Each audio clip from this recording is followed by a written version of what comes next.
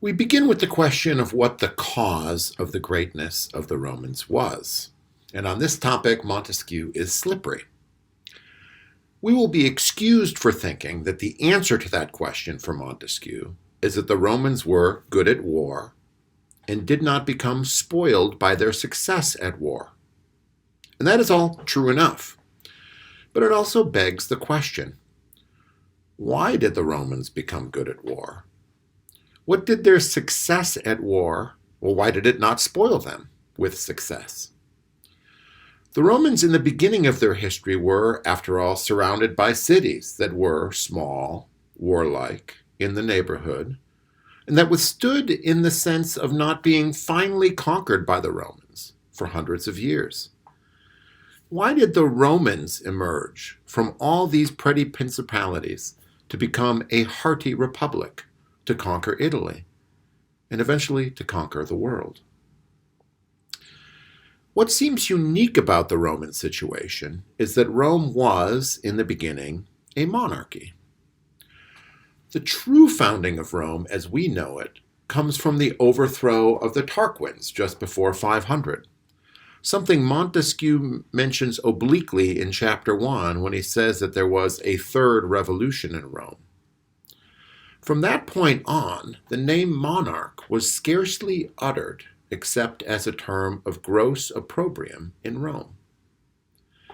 The last thing one wanted to be was a monarch like the Tarquins. His name did not escape any of the orators who had something to say about tyranny, writes Montesquieu. Yet Montesquieu has comparatively nice things to say about the Tarquins. Tarquin was, quote, not a contemptible man, end quote. He knew his children would grow abusive. He treated conquered peoples mildly. He was courageous, resourceful, and generous toward his soldiers. Not a contemptible man. He was so good at his job that his power was becoming hereditary, meaning that the public trusted it in the hands of his children. And it was becoming absolute, meaning that it was unchecked because he was trusted. Tarquin has acquired a bad rep, but he was at least not contemptible. His overthrow led to the third revolution, the first being him becoming absolute, the second, the monarchical power becoming hereditary. The third revolution established the Republic. Now, Montesquieu understates the triggering episode that led to the overthrow of the Tarquins, the rape of Lucretia. In reality, the king's son, Sextus, raped Lucretia. After it was revealed, she committed suicide. The retribution she demanded led to the overthrow of the king from the popular revolt. I don't want to get into why she killed herself, though it is an interesting question, one debated by pagan, Christian, and modern thinkers. What I want to focus on is that in Montesquieu's telling, he writes, quote, "The death of Lucretia was only the occasion of the revolution.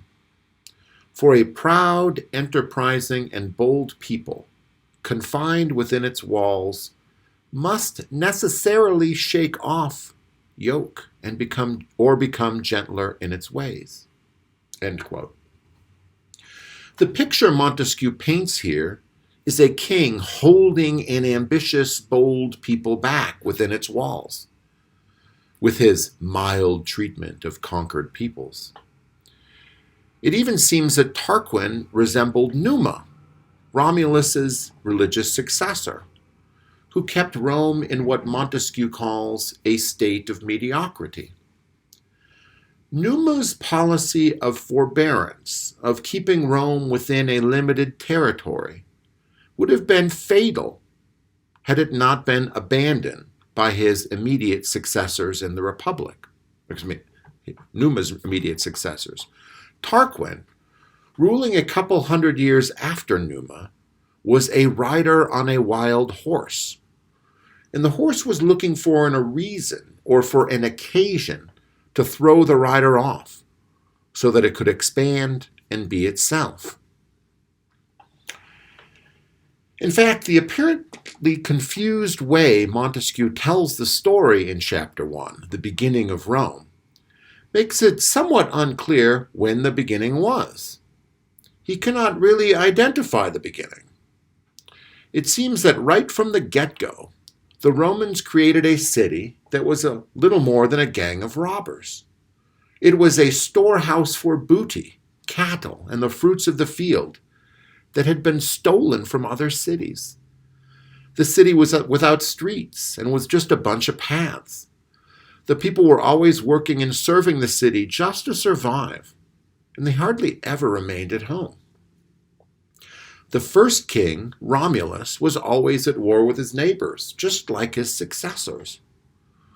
Rome increased its size only by stealing women from other cities, and by stealing their inventions, they became successful at war. In fact, according to Montesquieu, it should be noted that the main reason for the Romans becoming masters of the world was that having fought successively against all people, they always gave up their own practice as soon as they found better ones. The Romans were also willing to put aside their treaties and just do what was in their interest. So the Romans were not a people excessively attached to home. They were not excessively attached to tradition. They are not much attached to justice. The city had no commerce and no arts. It was an armed camp organized for fighting and looting. In fact, they celebrated their injustices with triumphs, which Montesquieu calls, quote, the main cause of the greatness this city attained, end quote. Why was triumph, these parades, so important to the greatness of the Romans? This points to Montesquieu's tough guy politics. A triumph was a celebration where victorious generals would parade through the city the fruits of their victory, and the people would give them adulation. The triumph contributed to the greatness of Rome by firing the ambition of the people to wage war, to attain office that would allow them to wage war, and to rejigger the institutions of the government so that it gave more places for ambitious people.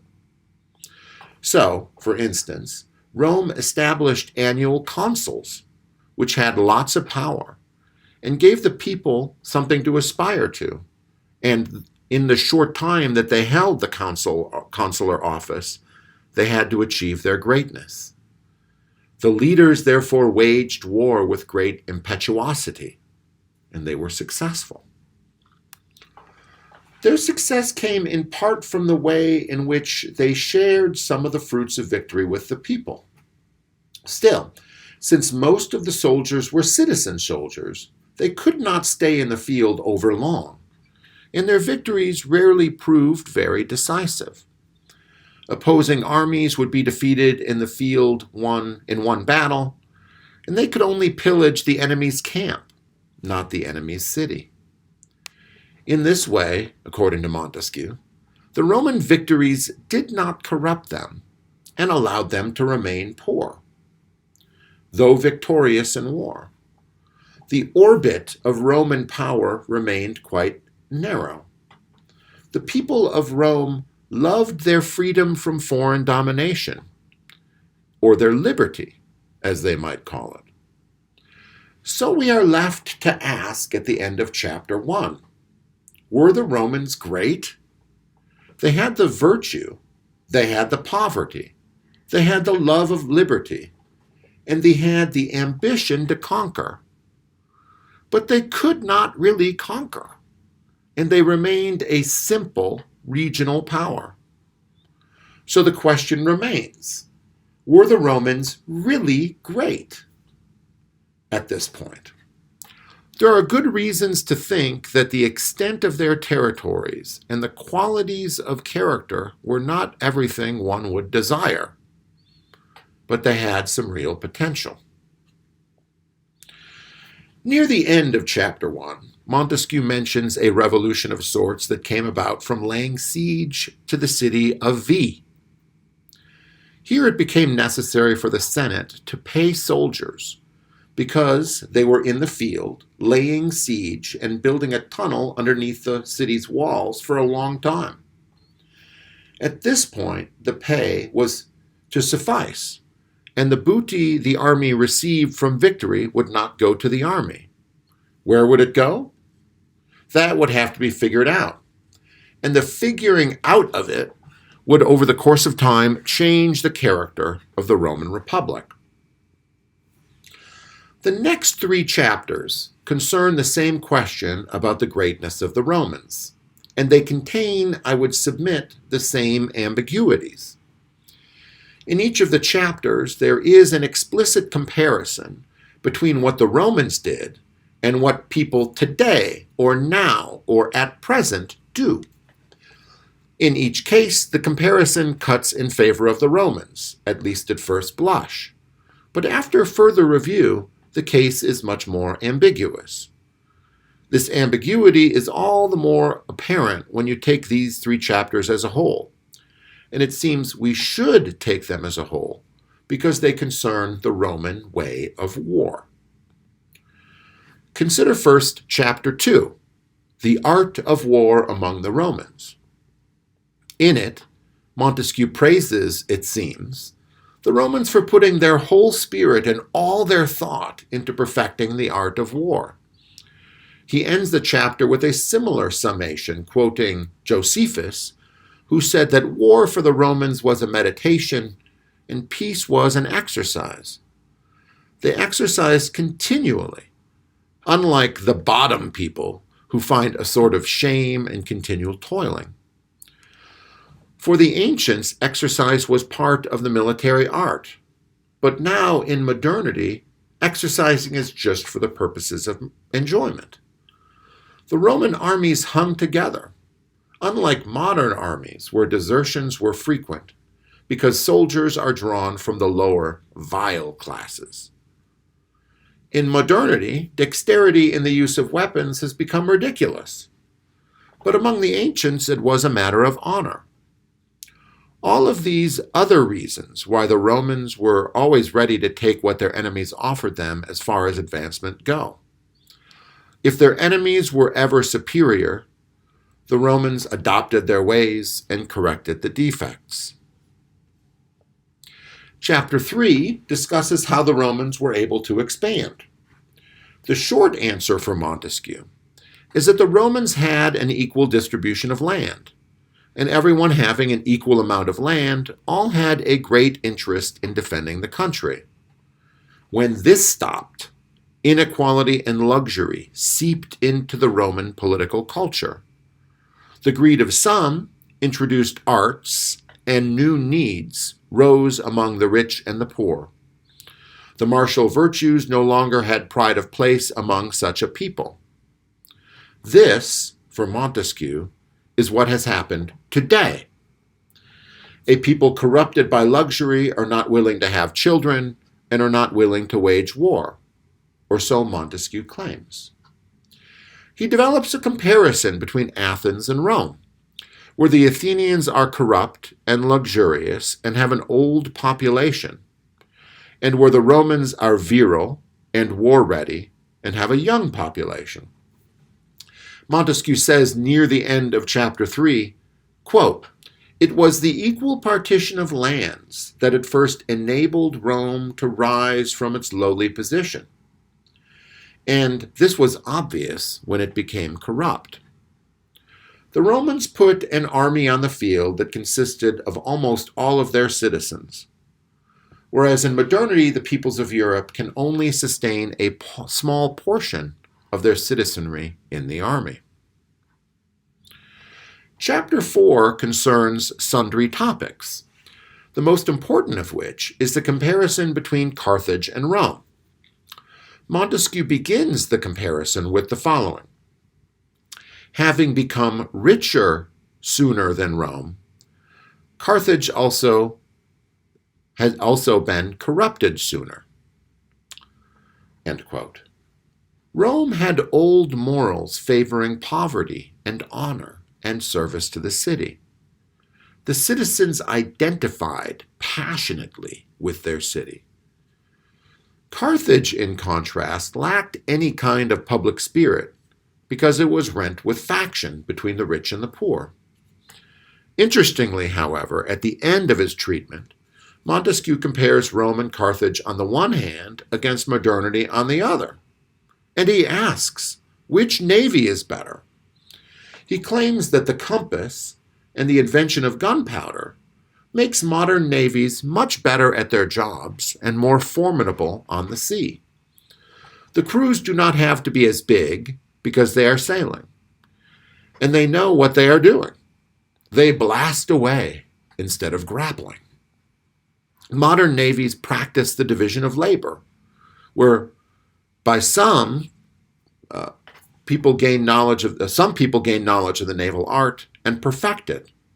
There is no need to have as many soldiers and sailors under these circumstances. There is a way of putting a negative spin on these three chapters. The Romans were so obsessed with war that they did not have much of a culture. The Romans' poverty may have fueled their ambition, but successful ambition would put an end to their poverty, and that would be a tragedy. Roman toughness, ingenuity, and flexibility would mean very little in the face of inventions from modern science, like the compass and gunpowder. Such inventions do not come from people who are simply obsessed with war as the Romans are. Perhaps too much thinking about war makes one less good at war. The greatness of the Romans, as it appears at this point, consists in their continual preparation for war, in their poverty, which leads to honorable and strong reactions in wartime, in their flexibility to adopt the ways of others, and in their way of firing ambition among their citizens. The Roman ship of state had most of the people rowing in the same direction. The Romans were not yet great in the sense that they had conquered much of the war, but they did have a greatness in the poverty, honor, and strength to do that conquering. Their greatness at this point seems to lie in their ambitious souls.